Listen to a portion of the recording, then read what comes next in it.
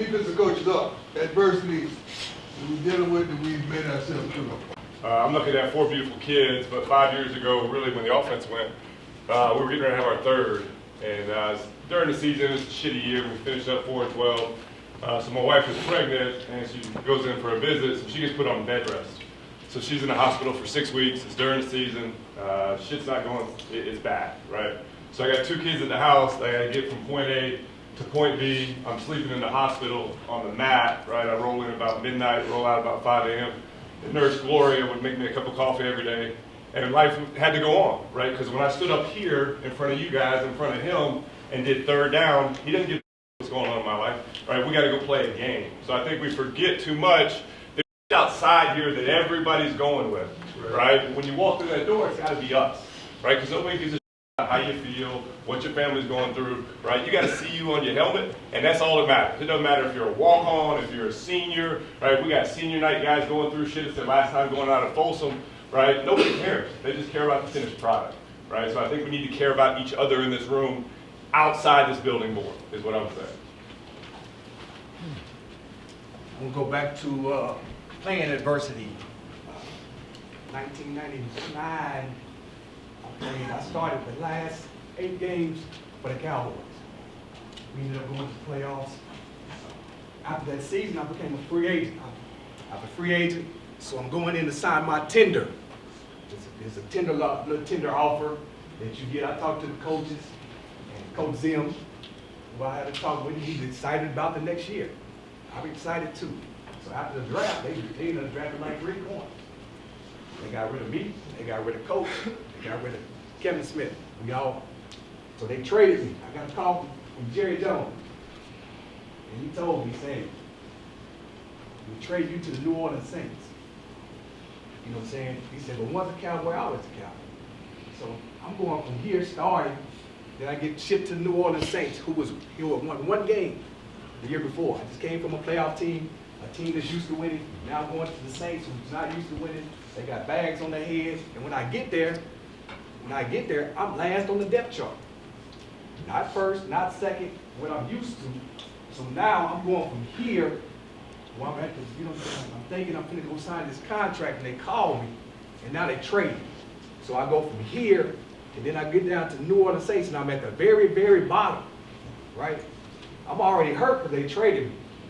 Well, when I get there, I have to make a decision. Do I want to, you know what I'm saying, do I want to fight to get back where I need to get to, or am I going to quit? You know, I had to really look at myself and see why I got traded. What was I doing? What was I not doing right? But it also humbled me to get me back to what made me who I was, the work ethic that I had. You know what I'm saying? There was no way I was going to get there and decide that I'm going to be last. Went to the training camps. Before the start of the season, before the end of training camp, I'm back starting. I had to fight my way all the way back to the top.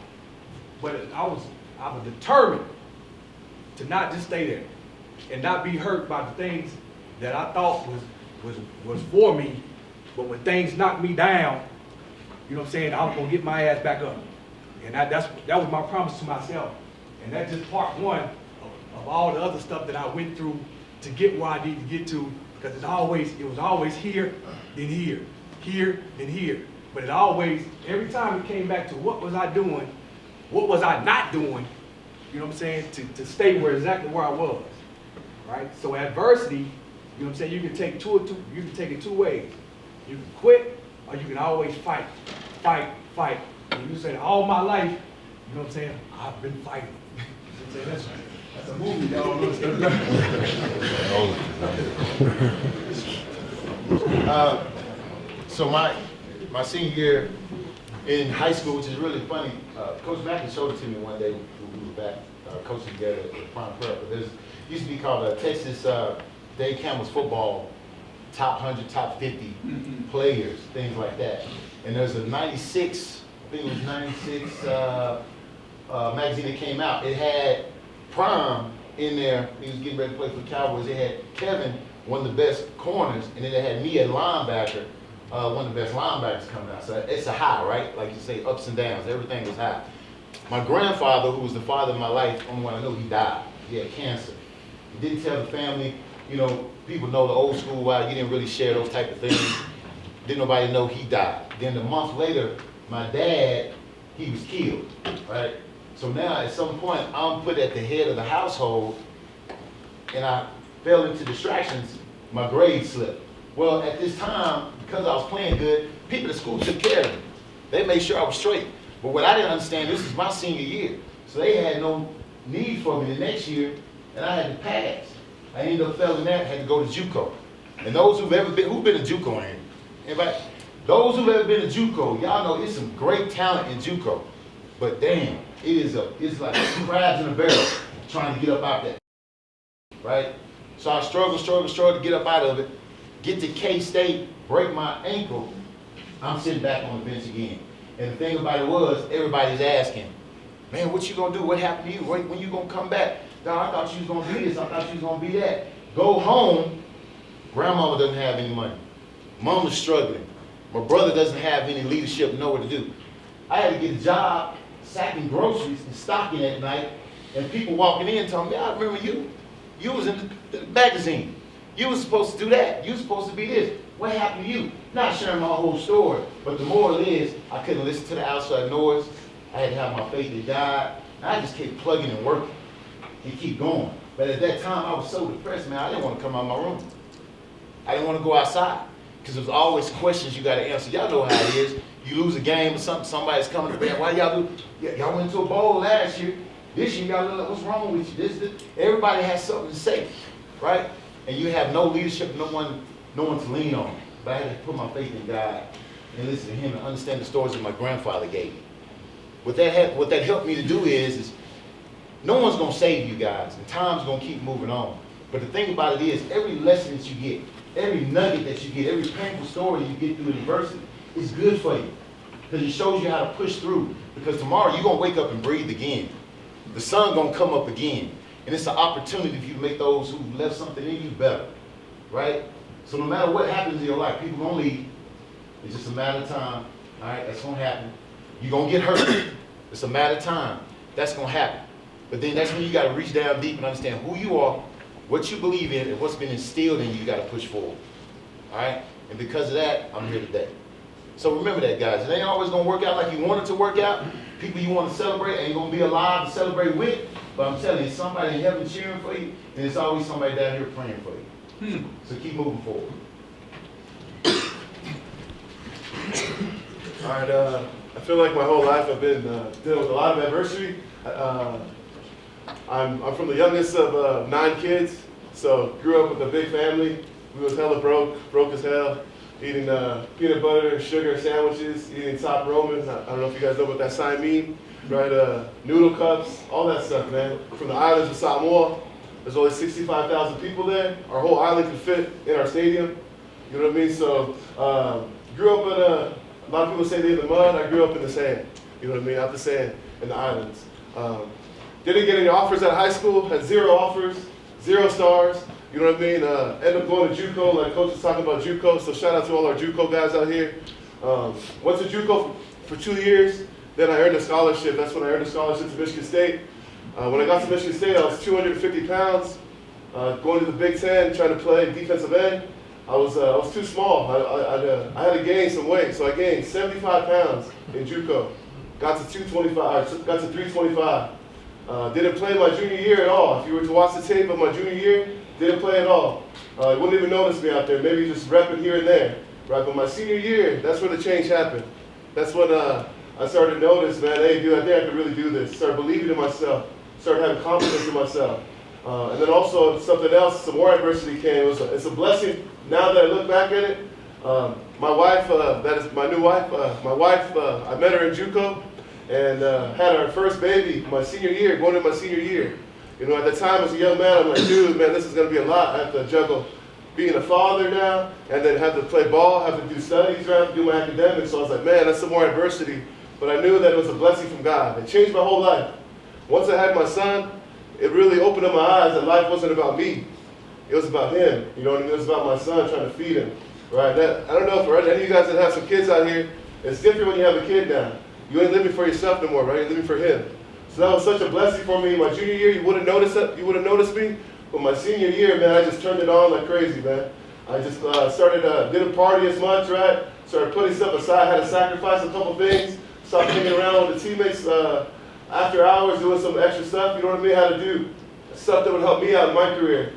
All of a sudden, man, just like we are right now, we were in a tough season. Right? We only won 5 games that year, my senior year. But all it took, man, was that one big play that really put the eyes on me. It was versus Michigan versus Michigan State. It's a rivalry for us, right? Thank God, I scooped and scored, man, 75-yard touchdown to the crib. Big Uso going down the sideline. You know what I mean? That play right there changed my life. So I thank God for that, man. I ended up getting drafted to the Bengals. I think that play right there, just showing my athleticism, showing that I could run, really put the NFL eyes on me. You know. I want to encourage all of you guys, brother. I ended up playing 15 years in the league. But I want to encourage all of our guys. I know we're having a tough year right now, but don't forget, man, keep playing, man. Play for yourself, right? Play for your brothers. Play for him upstairs. All it takes is one big play, a couple big plays to get some more eyes on you, all right? All of our seniors, all right? That was like week 7 in the season where I made that play.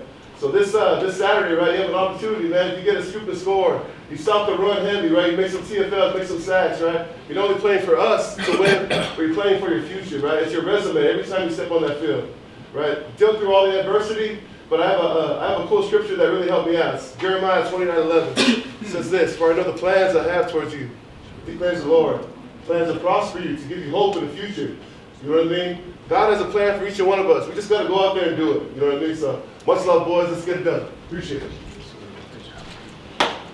All right, like Goose, I'm from a big family. I'm the second oldest of 10 kids. And I've got 5 younger brothers.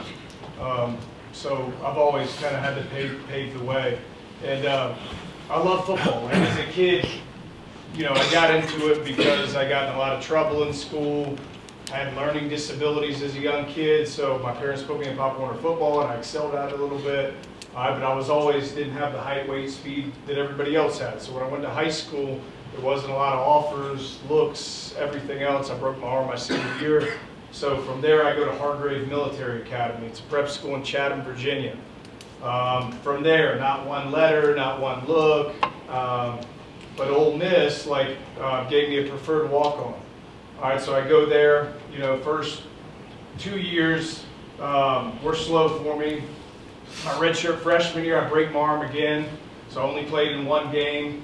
Then Houston Nutt became the head coach after Ogeron left and played in 38 straight games, and you know, would have gone to 3 rookie mini camps had it not been the lockout there in 2010. So but you know, I say all that to tell you this, you just got to stay the course and you got to go with it. You never know what's going to happen, but you don't let people tell you what you're going to be or who you're going to be, and you just got to stay the course. And football's been a big blessing for me and my family.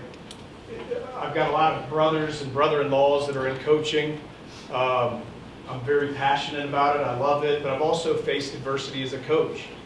Okay, you know, I'm at Michigan, and you know, I'm the linebackers coach there, and before that, I'm the youngest coordinator in the Big Ten. All right, and you know, you get fired, and it's a humiliating and embarrassing thing to go through, especially after you win 2 Big Ten championships, you have a freshman All-American, you have 3 All-Big Ten players, you make the college football playoffs, okay, and you feel like it wasn't right, and it doesn't matter how it went down. But that was probably the lowest point I've ever been and depressed in my life. And I come, you know, I've been blessed, you know, with some great things, upbringing and everything. The money, that was there. You get a big check every month. It's not about that. It's your pride. But I was down, and it was a rough 6 months to a year, rough. And then I go back to Alabama, and I plan on staying there with Coach Saban until he retires. So I go back there. He decides to retire. I'm out another 6 months, right? To remind you, 4 years before that, I'm thinking, I'm going to be a head coach. All right, so there's going to be adversity. That's just my story. It doesn't matter. Everybody's got their story. Everybody's is a little bit different. Okay, but you got to push. You got to fight. You can't quit.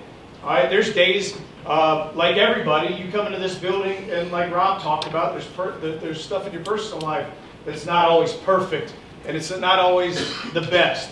All right, and you got to fight and you got to train your body and your mind and your soul and like Ray said, your spirit when he got up here and talked to the team to push, man, and to go forward. Like today, this week, the rest of the season, we got 2 more opportunities to do something really, really special. And it doesn't matter about the past. All right, this day is going to be over at the end of the day. Okay? And you're going to say, okay, what did I do to get better? All right, as a coach, as a player, did I push myself to the max effort? Did I study my film the best that I could? Was I the best teammate? Did I run to the ball? Did I give great effort? Did I push? Did I encourage a teammate? Did I make somebody better? Okay? And that's what this thing's all about, because no matter what your story is, okay, you're going to face adversity in life, and it's not how you react, it's how you respond. Okay? And I just want to thank all the guys in this room, all right, for the effort that you put into it. I want to thank you, Coach, all right, for putting me up here, giving all of us an opportunity to share our story. And let's do something special as a group, man. Let's really do it. Let's not talk about it anymore. Let's just go do it. Be great today when you touch the field. Believe in yourself. Encourage your teammate. Coaches encourage each other. Let's be like locked in these next 2 games, like more so than any other team in the country. Can we do that? Sure. All right. What 2 groups? What 2? Hey, let's go in the back, bring it up. Hey, who had stood up in there? Lineman, there was a lineman who? DB's a lineman, let's go. Lineman DB. Hey. We move how y'all move. We move how y'all move, it's on y'all. Y'all do our thing. I'm coming to you first.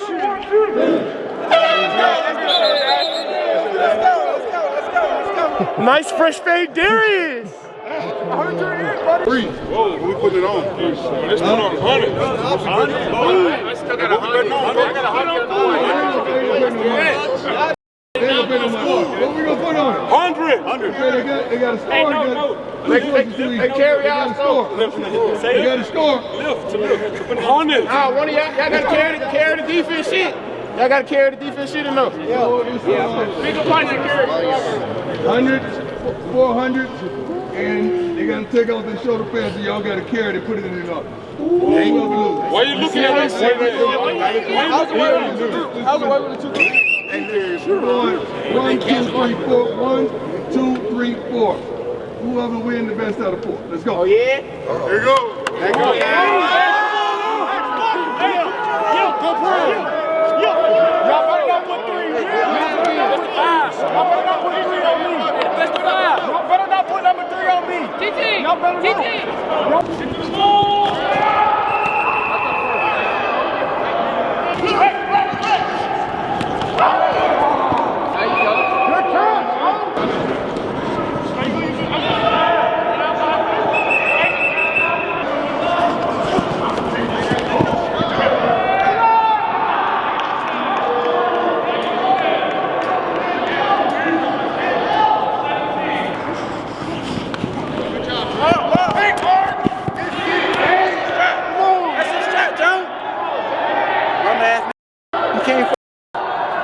Pull me down for I even jump.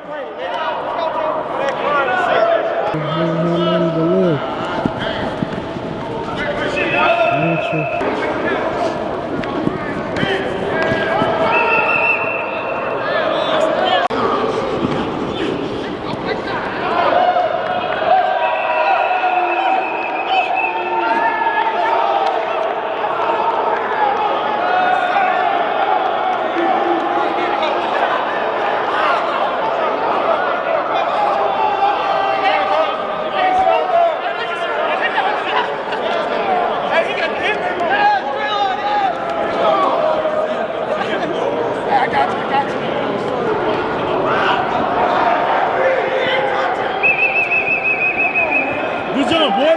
Good run, Trey. Good run, boy. Good job.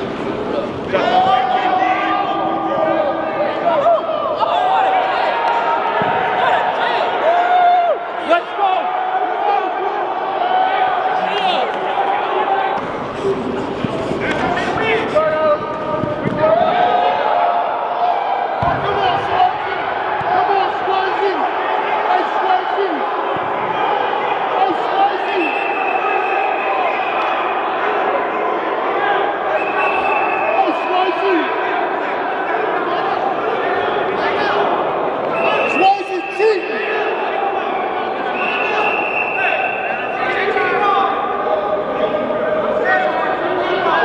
Need another one now. Huh? Man, we in the leprechaun on their ass. Oh, we in the leprechaun. Park on the down when he does. I was finna hit the leprechaun though.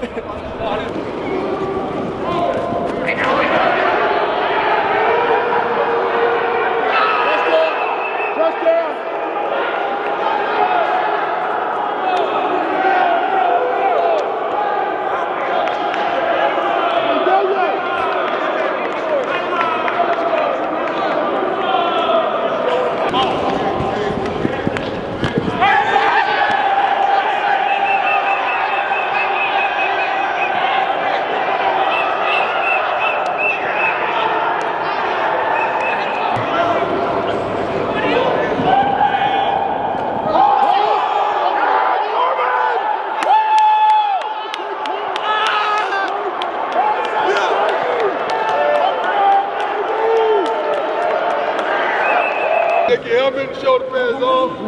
First guy, go walk and get it. Take your shoulder pads and helmet off. Make sure it gets in the line.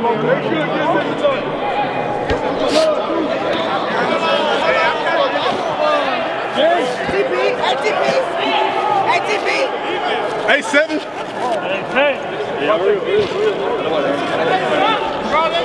Pants too. I want y'all to take my pants. I want y'all to take my pants. Hey, feet, come get my pants. Come get my pants. Pants, gloves, mouthpiece, and socks. No count. You finna carry my shit like a good boy. You would make me carry your club, man. I'm just throwing my shit on the ground. I need a place. Bro, you.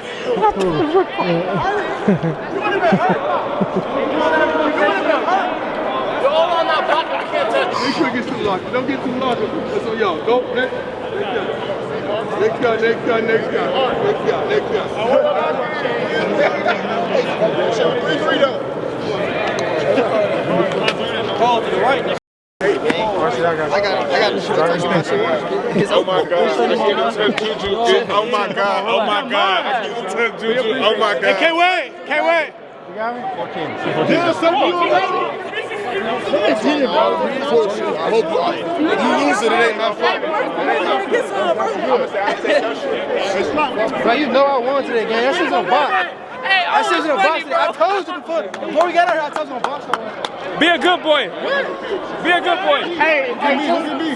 say that. No, I can't. I got you. You can't be a sore loser. Plays in the game. It's hard to find someone who makes plays in the game. That's